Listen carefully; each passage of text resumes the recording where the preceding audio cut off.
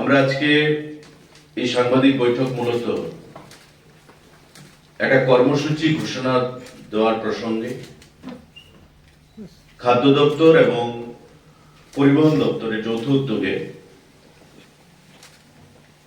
একটা কর্মসূচির রূপরেখা আমরা তৈরি করেছি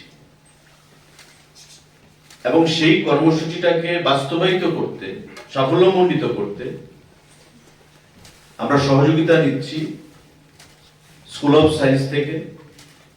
তার জন্য অভিজিৎ বাবু আজকে উপস্থিত আছেন আমাদের আমন্ত্রণে, এবং আমরা সহযোগিতা নিচ্ছি tripurainfo.com, যারা ত্রিপুরা রাজ্যে সংবাদ পরিবেশনা নয়, শুধু কুইজ কম্পিটিশনের ক্ষেত্রে একটা খ্যাতি বা সুনাম অর্জন করেছে রাজ্যব্যাপী।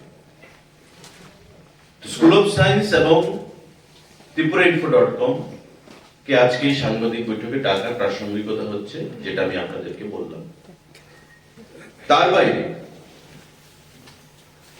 খাদ্য দপ্তর এবং পরিবহন দপ্তর যে কর্মসূচি আমরা ঘোষণা দিতে চাইছি বর্তমানে, সে বিষয়ে আমরা আলোকপাত করব এবং সারা রাজ্যব্যাপী এই বিষয়ে গত পরশুদিন রাজ্যের 25টি কলেজের প্রিন্সিপালদের সঙ্গে আমাদের ভিডিও কনফারেন্সের মাধ্যমে আলোচনা হয়েছে। আমরা সঙ্গে নিচ্ছি ডিপার্টমেন্ট অফ হায়ার এডুকেশনকে, আমরা সঙ্গে নিচ্ছি 25টি কলেজকে, আমরা সঙ্গে নিচ্ছি ল ইউনিভার্সিটিকে, ত্রিপুরা ইউনিভার্সিটিকে, আমরা সঙ্গে নেব আমাদের যতগুলো পলিটেকনিক ইনস্টিটিউট রয়েছে এবং আমাদের আইটিআইস গুলো যেগুলো রয়েছে, কলেজ লেভেল, ইউনিভার্সিটি লেভেল। এখন স্বাভাবিকভাবে প্রশ্ন আসছে যে কর্মসূচিটা কি। আপনারা জানেন যে খাদ্য দপ্তরের বরাবর একটা প্রক্রিয়া, যে কনজিউমার প্রোটেকশন, অর্থাৎ জাগো গ্রাহক জাগো, এই যে স্লোগান ভারতবর্ষ থেকে ভারতবর্ষের সরকার প্রদান করেছে বিগত দিনে, সেটাকে বাস্তবায়িত করার লক্ষ্যে ভোক্তা সুরক্ষা, তার উপর আমরা বিভিন্ন কর্মসূচি আয়োজন করেছি।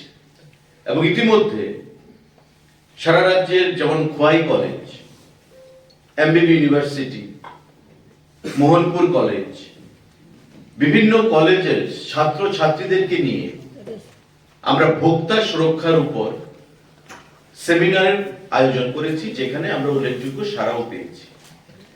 এবং পরবর্তী পর্যায়ে বিভিন্ন কলেজ থেকে প্রিন্সিপালরা আমাদের ডাইরেক্টরের সঙ্গে, আমার সঙ্গে ব্যক্তিগতভাবে সেখানে যোগাযোগ রক্ষা করছে, যাতে তাদের কলেজে গিয়েও ওই ছাত্র ছাত্রীদেরকে সঙ্গে নিয়ে ভোক্তার সংরক্ষণের, সেখানে প্রোটেকশনের উপর আমরা সেমিনারে অংশগ্রহণ করি বা সেমিনার আয়োজন করি। পাশাপাশি আমরা পরিবহন দপ্তর, আপনারা জানেন যে রোড সেফটি একটা গুরুত্বপূর্ণ দিক, যাত্রী সুরক্ষা। রোড সেফটি নিয়ে প্রতি বছর আমরা কর্মসূচি পালন করি, অ্যাওয়ারনেস করি, সচেতনতামূলক কর্মসূচি। এবং কেন্দ্রীয় সরকারও সুপ্রিম কোর্টের ডাইরেক্টিভস রয়েছে, গাইডলাইন রয়েছে প্রতি রাজ্যকে, যে রোড সেফটি নিয়ে আমাদের উল্লেখযোগ্যভাবে কর্মসূচি করতে হবে।